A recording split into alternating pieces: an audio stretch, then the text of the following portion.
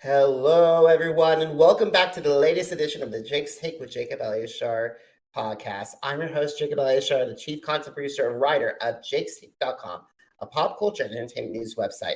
Now, if you're watching this on YouTube and you're listening to this on our audio or listening to this on our audio platforms, please give us a thumbs up on YouTube and subscribe to the channel. And if you're any on our audio platforms, please give us a five stars, and please download future this episode and many others. I am so excited today because I have a really cool guest today. She is a former fashion and beauty editor. She's also a TV personality you may recognize from the Real Housewives of Toronto. She has a book and it's fabulous, right? It's called Most Hated. It's going to be released on May 30th, 2023. And as of this recording, she has over 16,100 Instagram followers. So please help me welcome Kara Alloway to the podcast. Hi, Jacob. Thank you so much for having me. Kara, thank you so much for taking time out of your schedule to talk with me today. I really appreciate it. I'm happy to be here. And you know what's really cool? 16,100 followers, but on Goodreads, 10,000 people as of today put it on their want to read shelves, which I said, thank you. And all I gotta say is this. Congratulations. Thank you. And hopefully I'll be your 10,001 person to say added to my Goodreads list. Yes, I think you should. Awesome. So let's get started with our conversation. So I gotta say, I graduated the School of Journalism from University of Colorado Boulder 12 years ago. So journalism is one of my favorite things. So what I'm so interested to hear about is, when did you get interested in journalism, and how did that passion evolve and desire to pursue a career in the media industry? So I was always interested in journalism. I was always the individual that would probably drive my parents absolutely nuts, always asking, like, why? How? When? All those, the W questions. I never really understood what that meant. And I moved to Los Angeles, to Beverly Hills specifically, and I got a job as a private party coordinator at a really posh ladies who lunch restaurant on Cannon Drive called the Bistro Garden.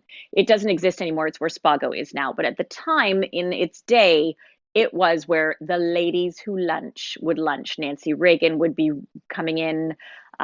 Kathy Lee Gifford would be wheeling Cody in. It was the spot to be.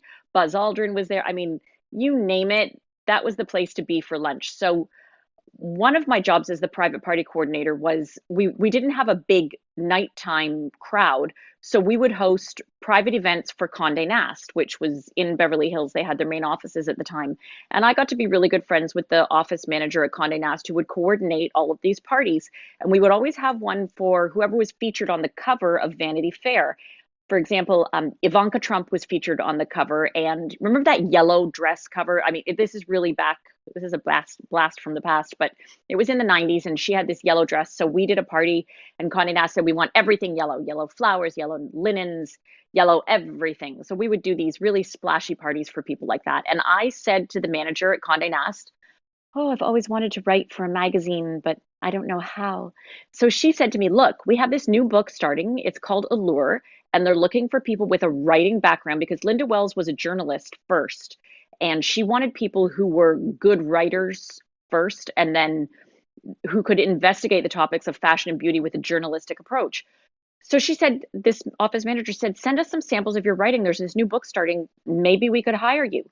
Well, I had never written for a magazine. I had no clue. So I called my mom back in the day before the internet, and well, we had the internet, but it was the early days of the internet. And I said, "Mom, send me some writing samples from my university." So my dear mother sent me off my essays, Hamlet's Fatal Flaw of Procrastination, all typed out.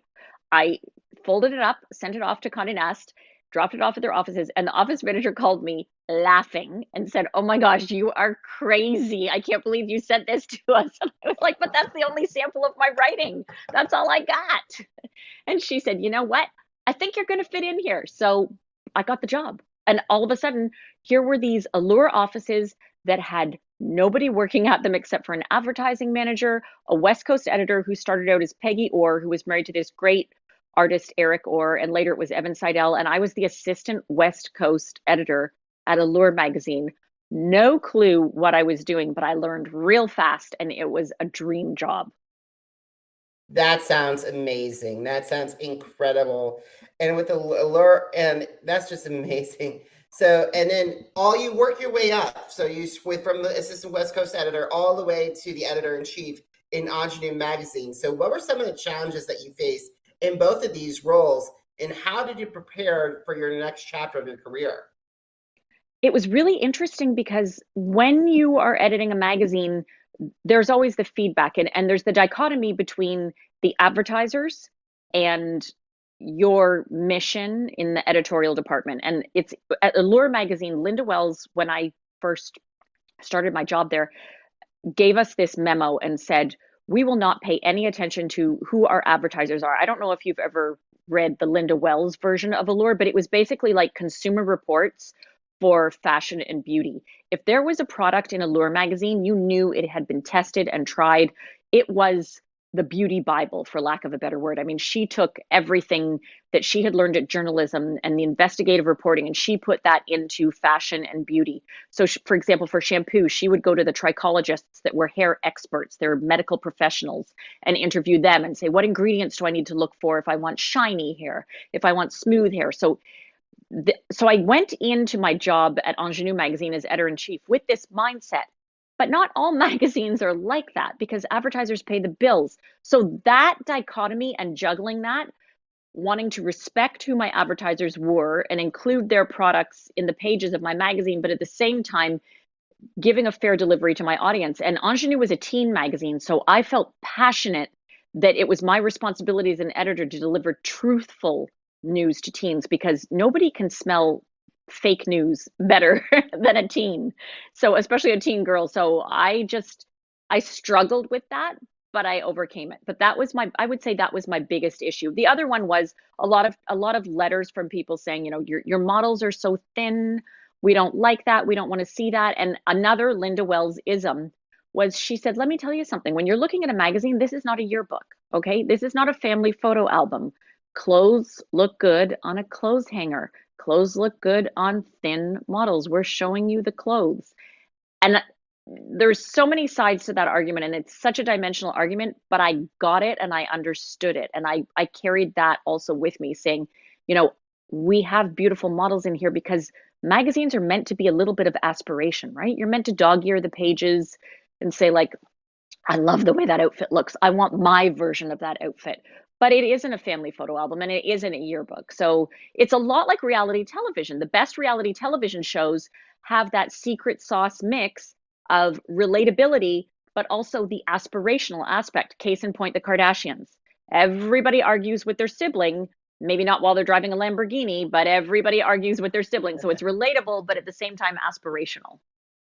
And that's true because I've been covering on my platform since 2012 America's Got Talent and the Got Talent franchise, and that secret sauce is like you could do anything from ages, no matter if you're a 45-year-old stay-at-home mom that can sing opera, or a 12-year-old ventriloquist that can knock it out of the park, or even a choir of all of a diverse choir from that have different beliefs or like different regarding politics and gender and everything, but come together to make one big sound.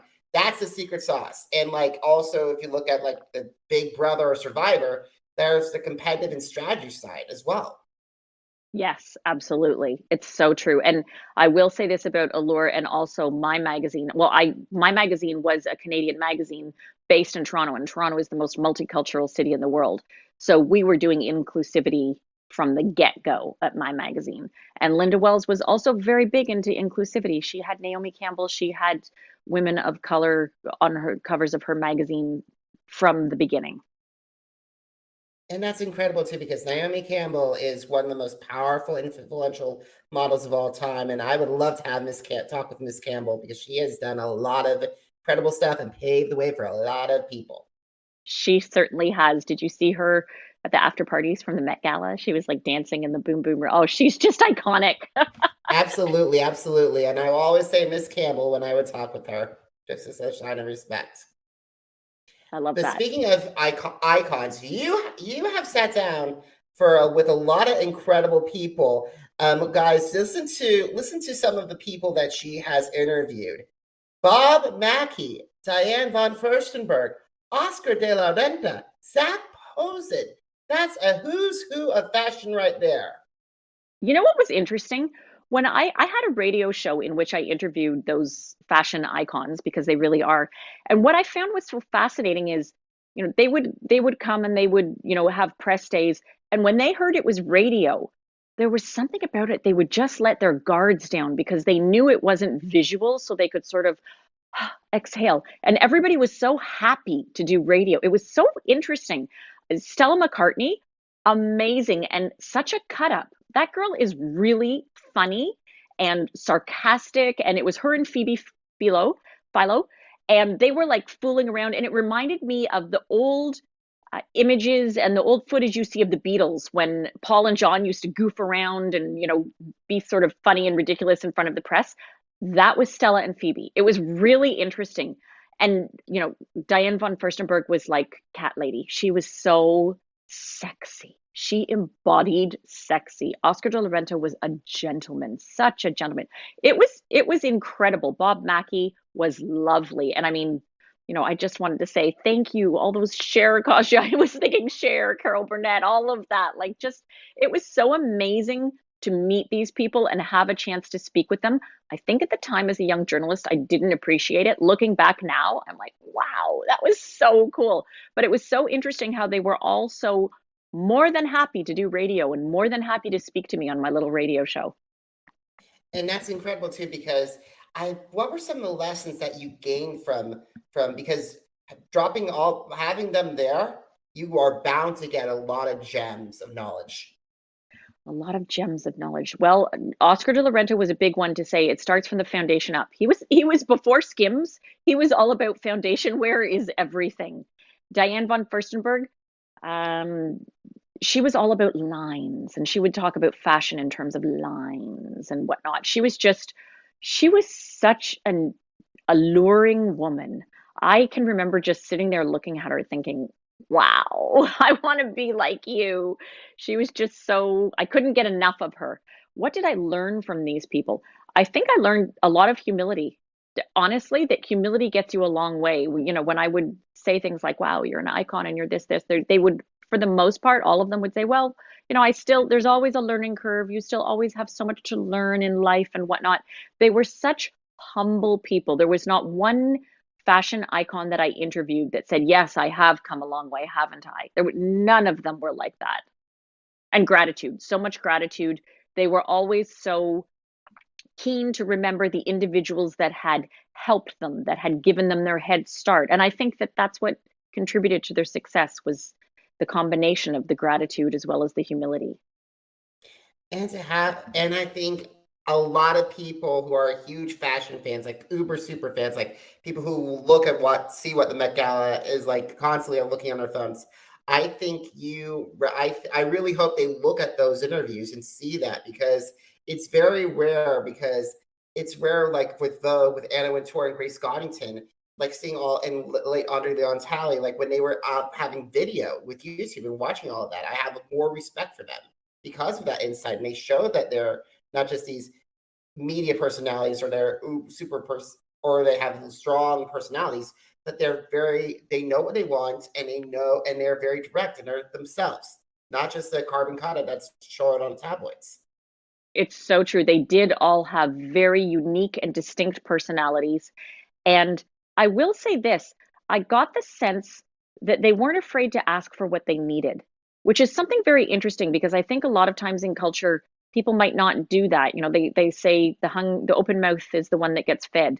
And I got the sense that they were okay to ask for, in a very respectful way, to ask for what they needed in so many ways. I know that's such a general statement, but a lot of times I think people don't do that. And when you internalize that, which I'm sort of making a little bit of a segue into my book, because I think women specifically do that, not being forthright with other women and internalizing frustrations, which leads to, this internalized female misogyny. It leads to, a little bit of anger, deep-seated, the whole put it in your pocket idea. That doesn't work. And these people, I just sensed they weren't afraid, just in the interview setting, if we were in an office doing an interview or something like that, and they would say, please, close the shades, or I'm going to need some water now, not in a prima donna way, but just in a very respectful, I'm not afraid to ask for what it is I need.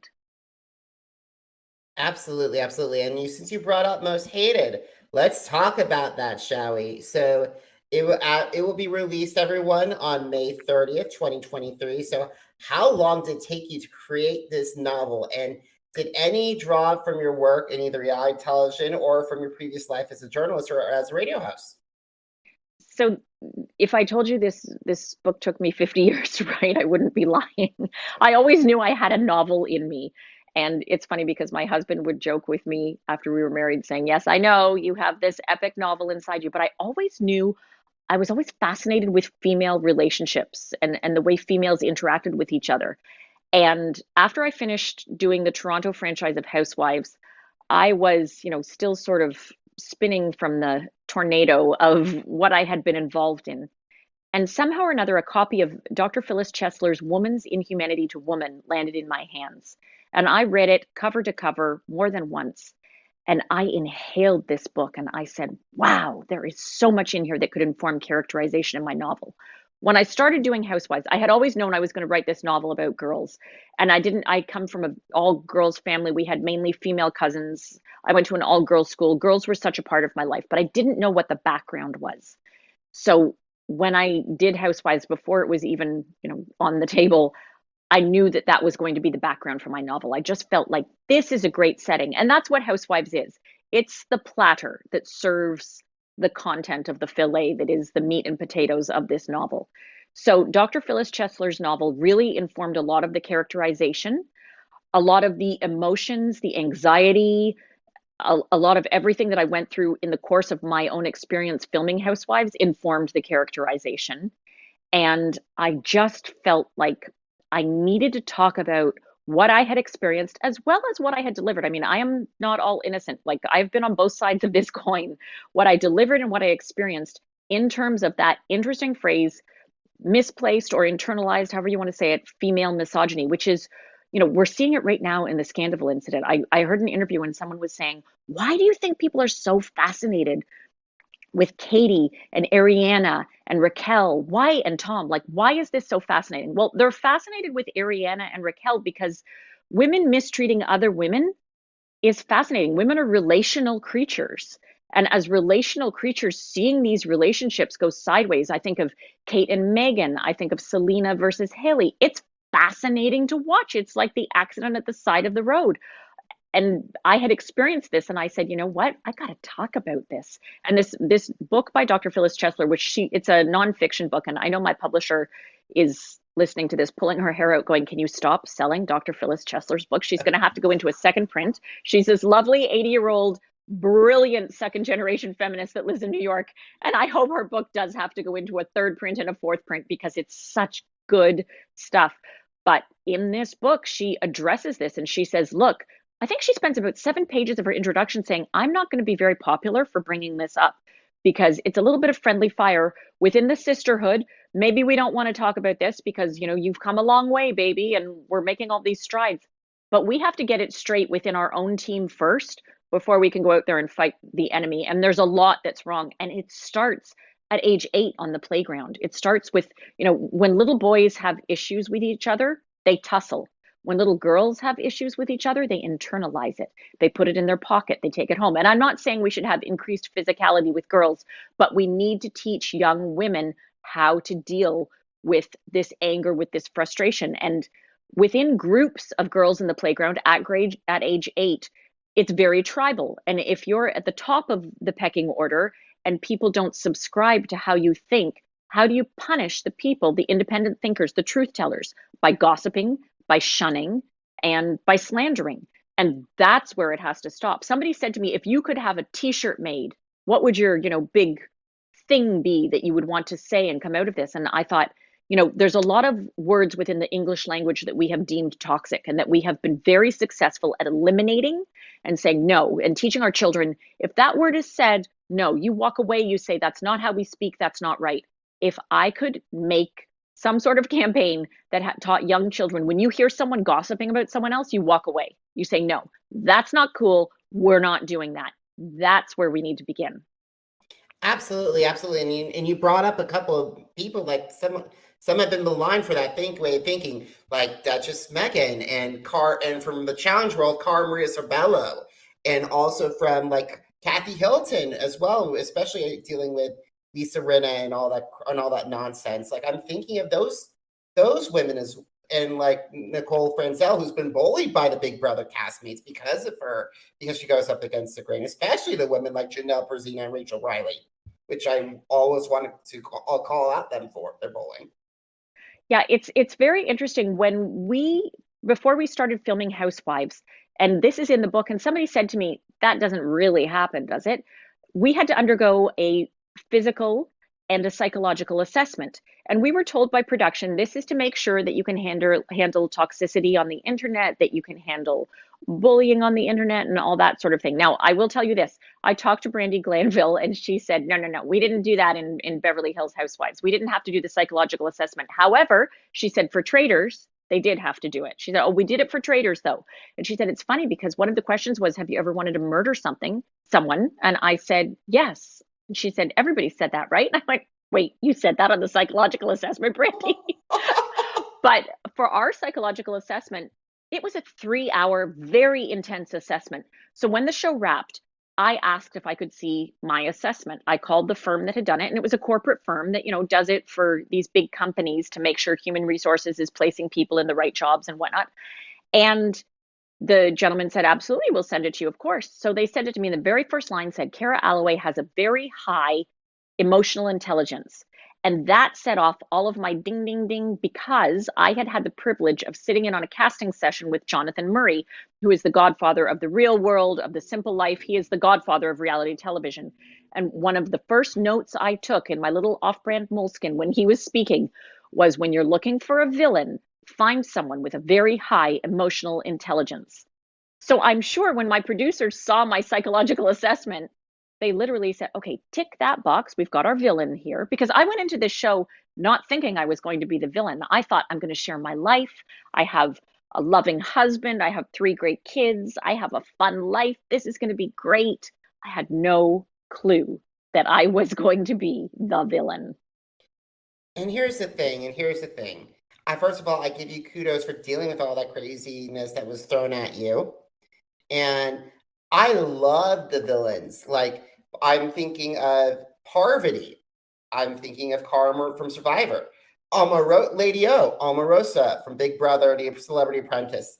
There's also Cara Maria as well, which a lot of people have wrongly labeled her from the challenge as another big reality TV villain. And I'm going to bring in Rachel Riley in the mix as well. And same with Jerry Manthe, the original Black Widow from Survivor, who I've always admired. Like, and even Sandra Diaz-Twine, the first female 2-time winner. Like, those people make great television. And I also feel for them when they have to go through all the hateness, no matter through their castmates or alumni or even the fans. Yeah, it's tough and it's not fun. It's an interesting role to be set in.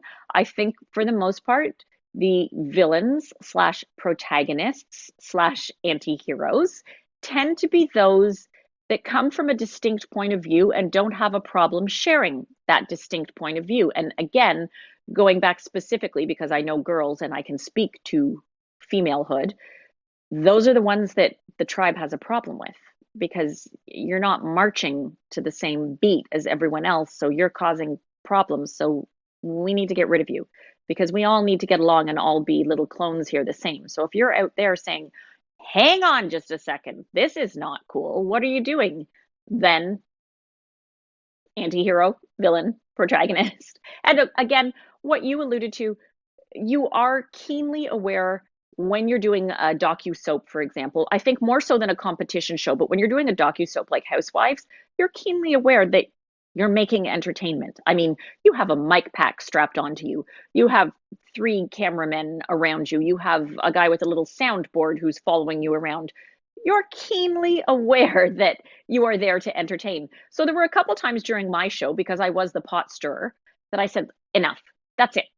I'm not doing this anymore. And one was, we went on a boat and we were on a boat cruise. And I said, this is it. Today I am not saying anything. I'm not going to stir the pot.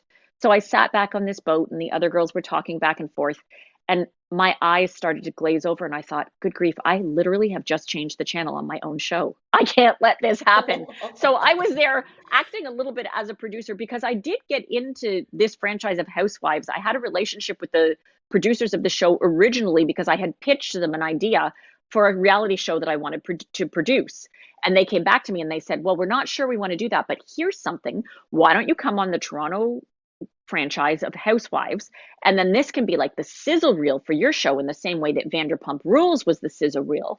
And we'll just spin it off out of this. Now, I didn't necessarily want to be on the show. And at the time I was thinking, but wait, I don't want to be in this show. I want to produce it. I love to tell stories. I love to do all this. But I said, you know what? I like to try exotic food. I like new experiences. I had friends, Kyle. I knew Bethany as an acquaintance. They had all been housewives. I had been around Kyle on the periphery when she had filmed some events and whatnot. And I thought, why not? I can do this. This is easy. I never contemplated the extent of the edit. And I will say this, different franchise have different production companies. So if you're talking to someone about someone like an Alex Baskin, who's with 32 Flavors before he was with Evolution, if you're talking about Shed Media, if you're talking about Truly Original, those are the cream of the crop. Those are the experts. My production company, their experience had been doing 2 seasons of Housewives in Vancouver and 2 seasons of Canada's The Bachelor and The Bachelorette. So with the greatest of respect, they're no Alex Baskin. So there was, issues with how the edit was happening. When you're editing The Bachelorette, it's very different than when you're editing Housewives because you can throw everybody under the bus. You don't need them back next season. But when you're doing something like a docusoap like Housewives, you can't throw them too far under the bus because you want to hope they'll come back the next season. So I never contemplated the extent of the edit. And we were filming a scene where I was walking into a restaurant and I was wearing very high heels and the cameraman was walking backwards filming me. And he said, can you slow down because I'm walking backwards and I don't want to kill myself. And I said, of course, no problem. And I was walking really slow. And if you walk really slow in high heels, you tend to teeter because, you're putting one foot in front of the other. It's not like a normal gait of your walk. So I said, good grief, I'm like teetering here. I'm going to look like I'm drunk. And he said, oh, no, don't worry about that. We'll speed that up in the edit. And when he said that, I got chills. And I thought, wait, what? Because I had only contemplated the edit in terms of what I was saying. I never contemplated you'll speed it up. And I never contemplated cherry picking. I never contemplated frankenbiting. And all of a sudden I realized, wait, all bets are off. So that was a lot. And actually, you brought up a great point because for that reason alone, that has deferred me from going on a Survivor. That has deferred me about going on a Big Brother or a Real World is because of those editing skills. And besides, I have not only my reputation because I work in from like nonprofits and also my family's reputation as well. Because it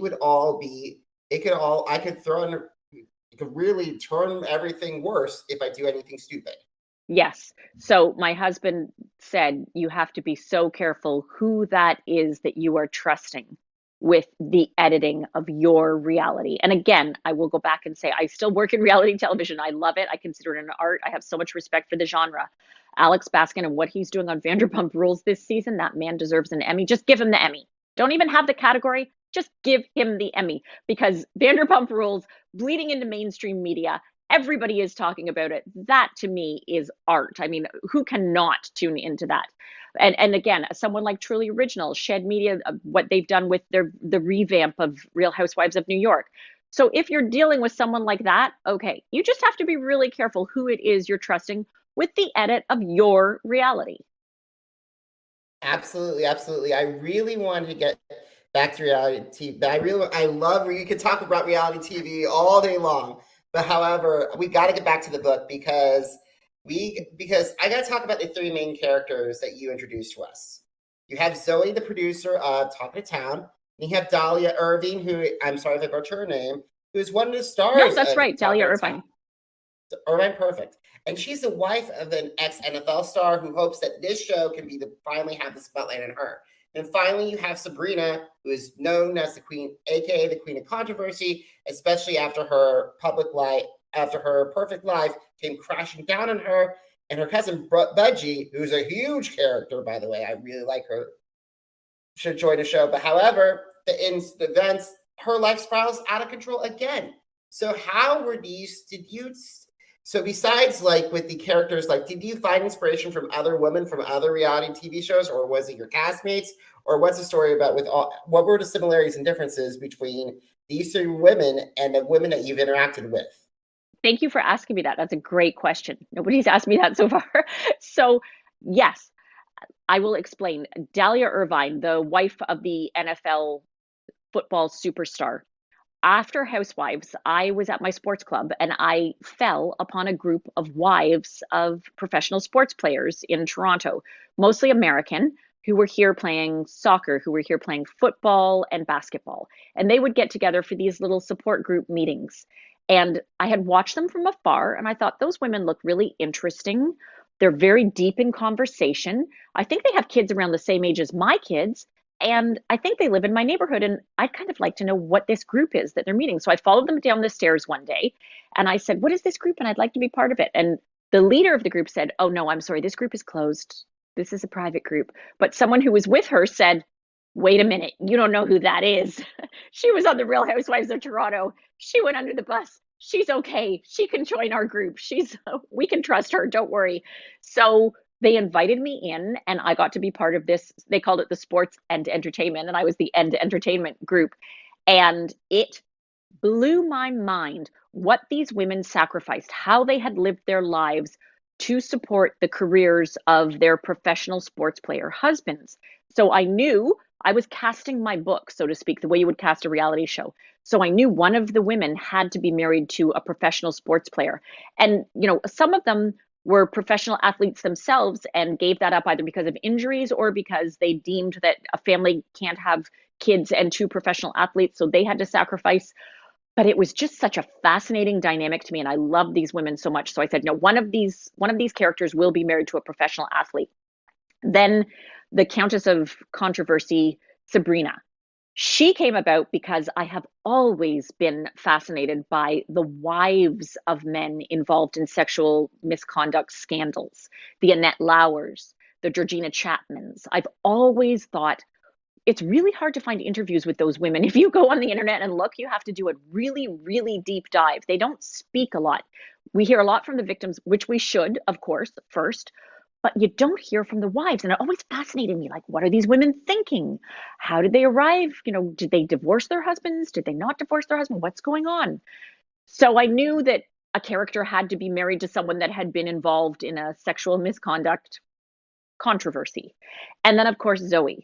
Well, I lived and breathed with talent producers and story producers on my show. And there was a lot that was fabulous and there was a lot that was not so fabulous. So I thought, what if one of these talent producers was like a loose cannon, was out of control, was just willing to do whatever it took to get the best edit? That's the character I want to see. How far will she go? How far can we press her? So I have to say, people say, who's your favorite character? I love Mariana, who is the sex toy CEO, but I also really love Zoe because she's so determined, she's so driven, and she's so whack that she will do whatever it takes to make her show the best. And all I got to say is, if there's a movie most hated, please consider Tina Fey as Zoe, because I immediately thought of Liz Lemon when I saw her in that. I love that cat. You can help me cast it, okay? I love that. And Mariana, when you put out the Fran Drescher, I'm like, oh my God. When you put Fran Drescher in there, I'm like, okay, that's Mariana, Fran Drescher. Yes, with the annoying voice that, like, you just kind of go, oh, how can she talk like that? Yeah, but here's the thing. I really love and respect Fran Drescher, so I gotta say that. Same, absolutely, 100%. And it's interesting. I just finished the Audible version of my book, and the actress, I don't know how she does it. I mean, the personalities she can pull, I honestly don't know how she did it, because she pulls the voices for everybody. And the voice that she landed on for Mariana was so perfect. But actually, again, Mariana is a character I love, so she has a voice that's a little hard to handle, but you know what? She is a career woman. She is who she says she is, and she tells it like she feels it. So I had a lot of fun with these women. Actually, I had a lot of fun with all the women. Absolutely. And speaking of some of the women, I definitely think I am like, when we were talking about Sabrina, I immediately gravitated towards Meghan Markle for the Duchess of Sussex, because I gravitated towards her. And then for Dahlia, I was thinking of Giselle Bundchen for some Oh, reason. beautiful. Yeah. So she was, when you're writing, you get these characters that come into your mind and out of your mind and whatnot. So she does have there is a little Giselle in Dahlia, very much so. And there's Absolutely. definitely a little bit of Megan in Sabrina, 100%, because Sabrina was an actress and then gave all that up.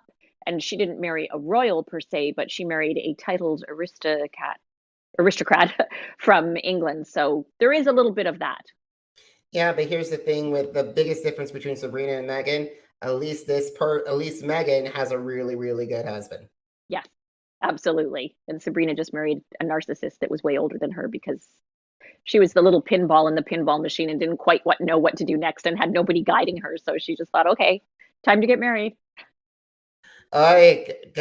Everyone needs to really look at the red flags. If you see a red flag or red alarm, and if just like what B. Goldberg said in her advice book, run. Yeah, I agree. Actually, that's great advice. It really is.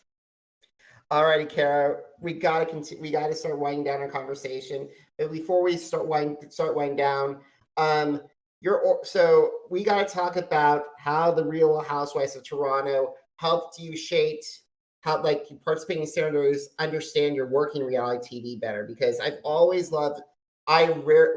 Of the people that I have on with my reality, you are the first that does docuseries. All the people that I've had on previously, they either are competed on but they were either stranded on an island, forced to live in a studio, either had to perform to their heart's content until four red buzzers came down on, God forbid, read down on them.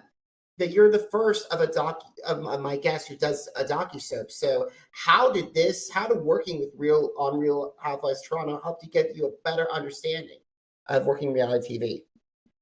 Oh, I had no clue. It's funny because I told you that I pitched a reality television show to the producers before I was involved, and I had no idea. So I got the best experience from being a participant on the other side of the camera to understand what it is that the participants go through.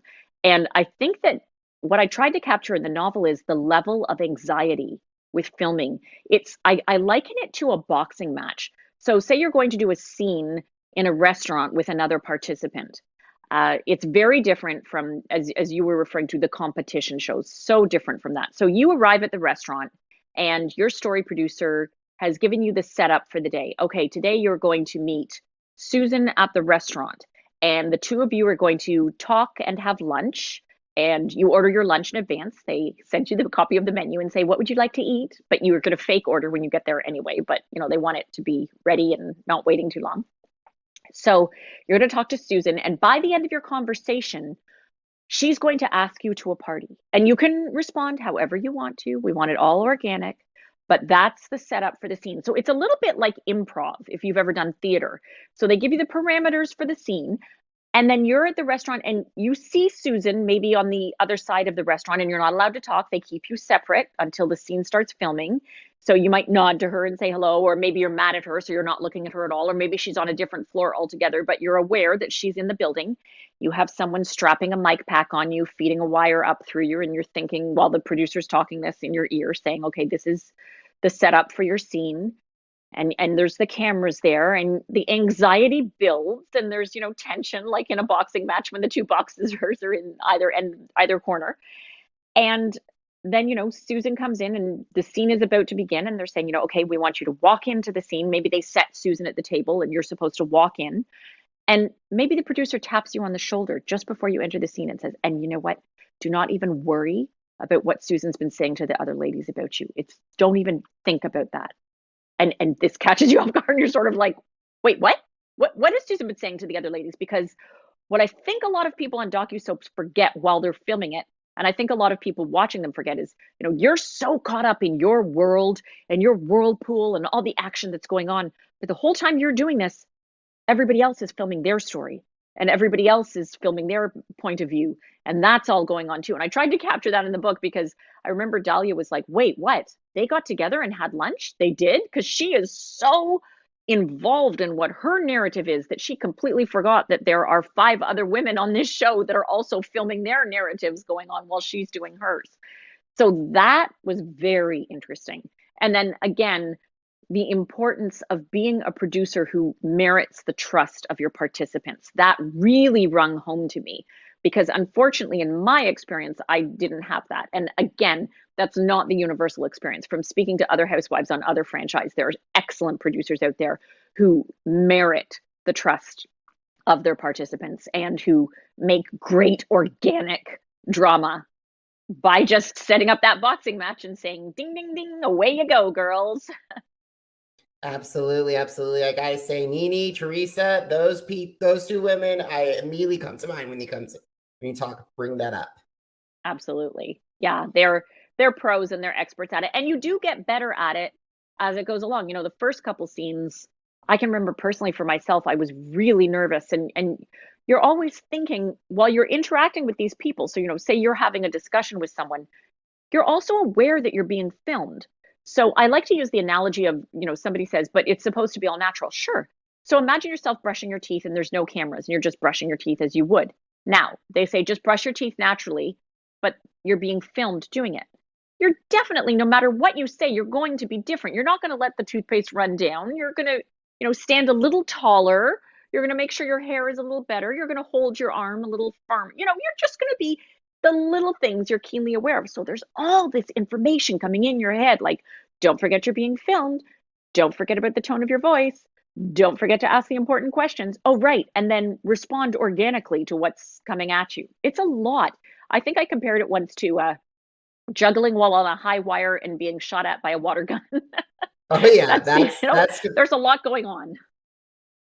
That's especially true. I love that analogy. So let's talk about social media. So what is your favorite app to connect with fans on? My favorite app, when you said talk about social media, it was like, oh, the trolls.